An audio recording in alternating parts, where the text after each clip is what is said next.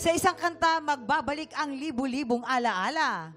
Ano man ang soundtrack ng buhay mo, kakantahin natin yan. Sama-sama tayong ma-LSS dito sa Live Story Soundtrack! O, pakinggan mo yung ganda ng kanta, di ba? Sobrang ganda. Direk Louie Ignacio ang nag-compose niya. Ay, totoo Oo, ba? diba? Galing. Direk Kala mo. Louie, baka naman. Direk, Nakanta po ako. ano ba hindi mo kayang gawin? Nakakaloka ka. Dami Eto mong na. alam, no, kuya? Totoo yan, ha? Sa sarili dyan, kilala ang controversial nating bisita. Ay, Controversial today. oo. Pero tumatagal, nagiging fresh. Iba. Aalamin natin kung anong sikreto to, baka pa-press to.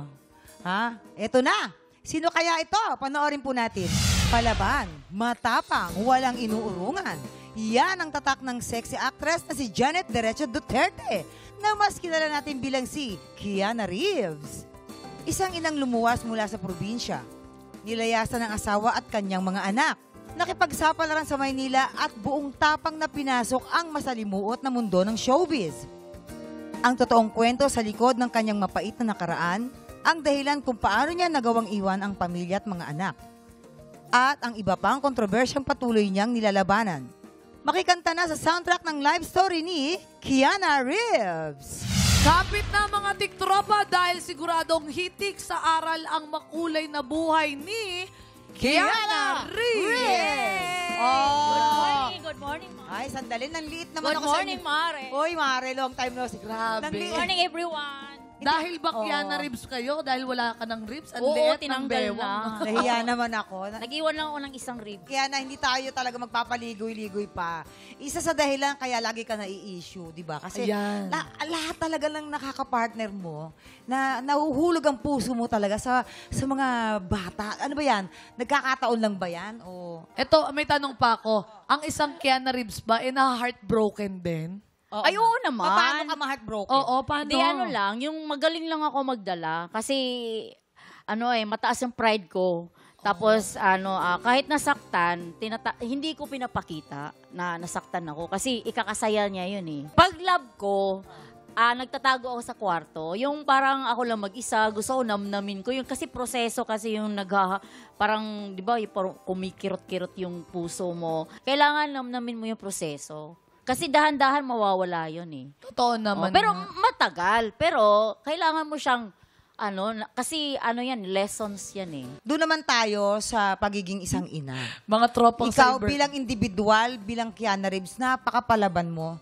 Gusto ko lang maintindihin, gusto kong yung part na bakit mo nag-decide ka na iwan yung mga anak mo dun sa ex mo. Hindi lahat ng babae o nanay maintindihan ako. Ang inisip ko kasi, pag hindi ako aalis, baka bangkay na ako. Kasi mayroon kasi kaming, battered wife kasi ako. So basta hindi siya delikado talaga na magpaiwan ako doon. So kung aalis ako, lalaki yung mga anak ko, kahit anong mangyari, hahanapin nila ako. Yun ang paniniwala ko. Kaya gusto kong mabuhay pa. Kaya umalis ako. Hindi naman ba sila nagtanim ng galit sa'yo? Nung napaliwanag mo ba sa kanila? Nung una, kasi 1 year old pa lang yung bunso. Siyempre wala siyang, hindi niya alam kung sino nanay niya.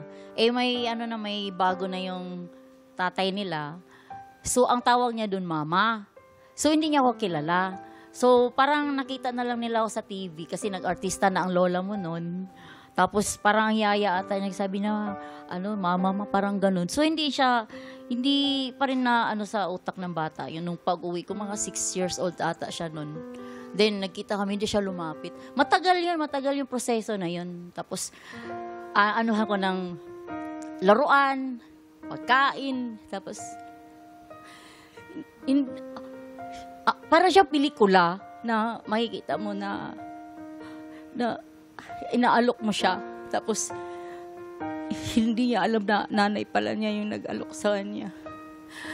So, parang nilalabanan ko pa rin yun. Kasi kasalanan ko rin kasi bago ako lumayas, alam ko na madadaanan ko yun at mararamdaman ko yun na paglaki nila. So, ayun, sabi ko, pelikula ba to? Tito ang buhay ba to na inaalok mo ng pagkain? Tapos, ayaw niya. Tapos ayun, wala siyang idea na kung sino nag-abot sa kanya. Pero so hindi ko pa rin yun inaano, parang tinatanggap ko lagi lahat. Kasi risk taker kasi ako. Yung kaya gusto ko ma-explore ako sa lahat ng bagay. So yung paglayas ko, part din yun siya sa gusto kong maranasan buong mundo. Kung ano yung mundo. Kung ibabalik po yung oras, dun sa panahon na kailangan yung iwanan yung anak nyo, iiwanan nyo po ba sila? Parang siguro kung ganun pa rin yung tatay, iiwanan ko rin. Kasi hindi naman yung anak ko ang iniiwan Pero ko, Mars, yung tatay. hindi naman nagtanim ng galit sa yung mga anak mo. Naintindihan naman nila. Nung bata pa sila, yung panganay.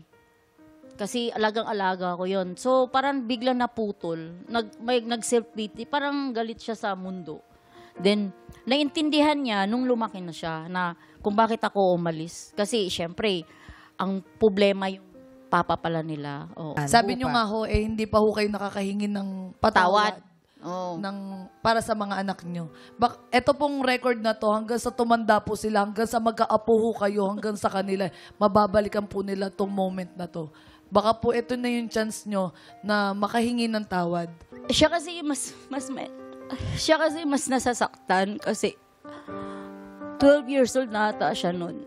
Tapos, sobrang, alam mo yung love na nararamdaman niya, love na love siya. Tapos biglang kinabukasan, pagising niya, wala na ako. So, nararamdaman niya yung pagkukulang. Yung biglang nawala. Nakasanayan niya na ilang taon. Tapos bigla ako nawala. So, alam ko, every time kasi pag umuwi ako, sabi ng girlfriend niya, pag nalasing daw siya, kasi umiinom, kasi syempre teenager, lagi daw niyang binabanggit pangalan ko. Tapos minsan daw naginip daw na, mama, tinatawag daw niya ako. So alam ko na malaki talaga yung niya sa akin. Hindi naman galit, parang tanong sa mundo. Nananabik siya sa iyo bilang tanong nanay. sa mundo Oo. na bakit nagkagaganon. Kasi ayaw daw niya ng broken family. Kasi sinasabi niya sa akin na ayaw niya daw ng broken family. Alam ko na siya yung naapektuhan. So, ayun, kung mag-sorry ako sa kanya, wala na kasi ako magagawa. Kahit luluha pa ako ng dugo dito. Kasi hindi ko naman na maibabalik yung mga taon na wala ako sa piling niya. Siyempre, nagkakasakit sila. Sino nag-aalaga sa kanila. Tapos yung bunso ko naman, hindi niya nararamdaman ng kalinga ng isang ina. Dahil 1 year old pa lang siya, umalis na ako. Oo. Pero kami yung sobrang close. Pero ito na nga aming katanungan. Kung magsusulat tayo ng kanta tungkol sa buhay mo, ano yung magiging tema ng kantang ito na, alam mo yun na lahat ng pinagdaanan mo, yung pain, yung lahat, na kapag narinig mo ay talaga namang... Yung yung love story. Alam mo kasi, mamang, mapamasaya ka, mapamalungkot ka hanggang sa wala kang ginagawa. May kanta para sa'yo. Oo. Yeah, totoo Kaya yan. ang kanta niya ay love Ay, story. love story. Nako, kaya naman ito na. Kasama ang tanghalan ng kampiyon, Season 1 Grand Champion, MC Mateo. Pakinggan po natin ang soundtrack ng live story ni Kiana Reeves.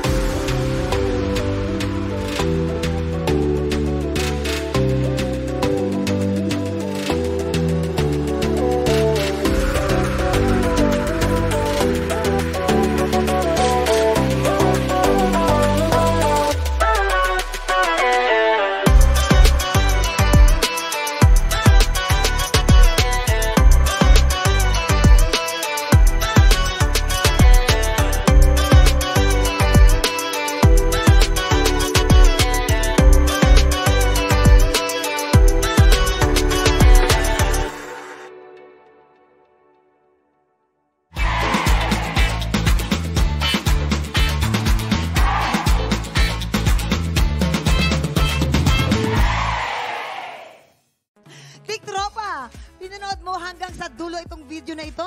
Abay, very good ka! For more happy time, watch more TikTok Lock videos on our official social media pages and subscribe to GMA Network official YouTube channel.